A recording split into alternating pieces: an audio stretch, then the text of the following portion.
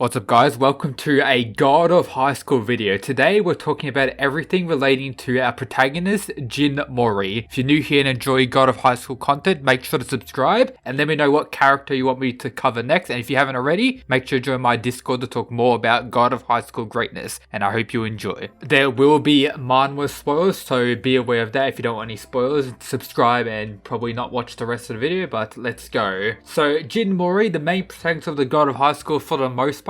You do have like those 100, 150 chapters where he's not really shown and his clone takes over as the protagonist pretty much, but it's still pretty much Jin Mori, but it could be considered the main protagonist for most of the story as he has that big part where he's not really involved whatsoever. He's introduced as a carefree character that's pretty much only obsessed with fighting and getting stronger as a whole. That's really all he cares about when we first introduced him, but as time goes on, we learn that his true identity is the great god Sun Wukong, the Monkey King, and the leader of the pretty much monkeys, one of the 9 kings and of the Sage Realm. He cannot be defeated by humans because he isn't a human. He can only be defeated by demons or fellow gods, but while saying that, humans can damage him, but they can't pretty much do the finishing blow, which would end up killing him. In the early stages of the story, his level starts off of 6, but while fighting or while going for mostly kicks, his level can increase to 13, and then later on when he removes his limiter, he goes up to level 26, and then this way past that as level doesn't really play that much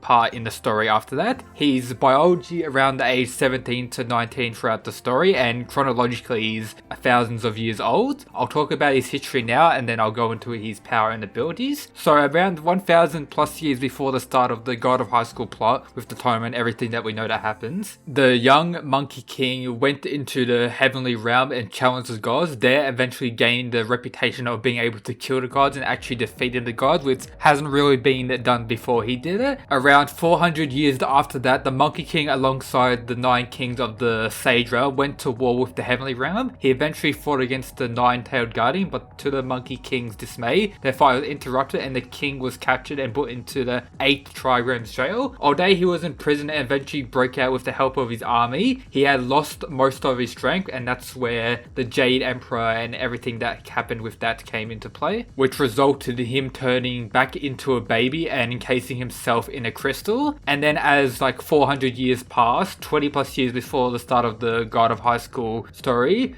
Jin Tajin and his Taekwondo force was on a mission called Mission Gilgamesh in North Korea after a huge fight with one of their fur clones of the Monkey King, where Tajin won, who's seen as the grandfather of Mori Jin throughout the story, went over to protect, and this is where he had a battle against the 6, the famous battle where Jin was able to defeat all the 6, but we found out later on this is only due to him fighting the enclosed Monkey King, and him getting released let out enough power which eventually defeated the 6 right there and then. After that, Taijin took him in as his grandfather and he learnt Taekwondo from his grandfather and became extremely exceptional at that, and then become one of the strongest characters or strongest competitors in the God of High School timer, and then we know the rest from there if you read the manhwa. And then from there throughout most of the story until most recent stuff, he has pretty much been slowly unlocking more of his power, becoming more like he was as the Monkey King, just slowly releasing more and more power as time goes on until he gets his full self back as the king of the monkeys. Now I'll talk about his power and abilities. So Jin Mori uses Taekwondo, a martial art that was created and taught to him by his grandfather. All of his attack emphasize speed and power. He only uses his legs when an opponent is deemed worthy, otherwise he'll use a combo of punches to beat his opponent. His level at the start of the story is 6, but rises to 13 when he uses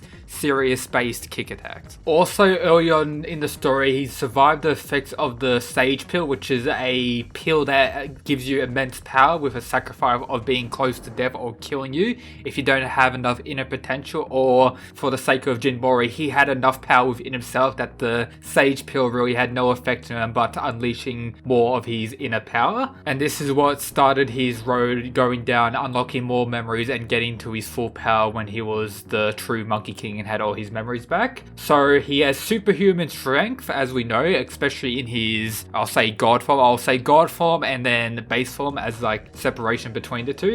In his base form, he's probably top 3 when it comes to the God of High School contestants, but he doesn't really compare to any higher up fighters in the story when he's in base form. But when entering god form, he is top 5 in the whole story, could be considered top 3 in the whole story when it comes to sheer power. So as we know, superhuman strength, superhuman speed. He's more of a speed fighter than of a strength fighter, but when he goes into his god form, all this goes out the window and he becomes absolute godly. Superhuman endurance. He has the ability to tank a lot of shots, not as much as many of the other characters, as his god form has a lot of drawbacks when it comes to durability or endurance. But still endurance, but his agility mixed with his speed is his probably most strongest suit. He also has the ability in his base form to counter people quite easily due to his superior speed and agility. Many times throughout the story when you think an opponent had landed an attack on him, where they actually did land an attack, but you also see that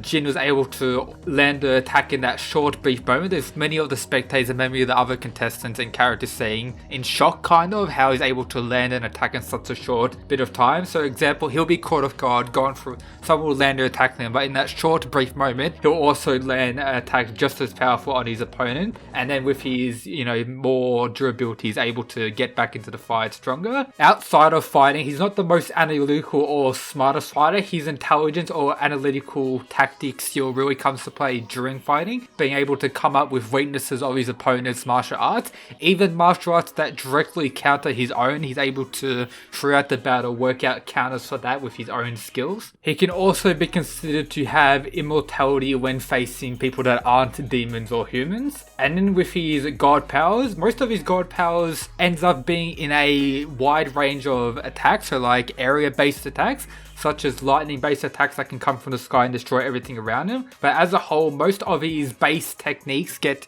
improved immensely when he enters his god power, and then some more overpowered attacks that he gets that I won't go into more detail in this video for the sake of major spoilers. I'll talk about some of his named techniques now. So for his Taekwondo, he has Bow Bop, Ho Grab, good name, Dragon Catcher, Spinning Top Kick, Hu Choke, Third Stance Hu Choke, Dragon Sign Hu Choke. I'm probably butchering all these names. There's so many names attacks, and a good thing about him, he doesn't only use the renewal Taekwondo techniques. He has his Mori Jin original, which is a good aspect I like about the story. Characters having their own original techniques, especially Mori Jin being the one that pretty much first used that and uses it the most throughout the story. So you learned his Taekwondo and pretty much expanded it, giving him his own little moves to it, which was great to see. Also, later on in the story, he's able to use a variety of god weapons. He does use them in his base form later on, but mostly they use in his god form. I'll maybe make a video later on talking about all the weapons that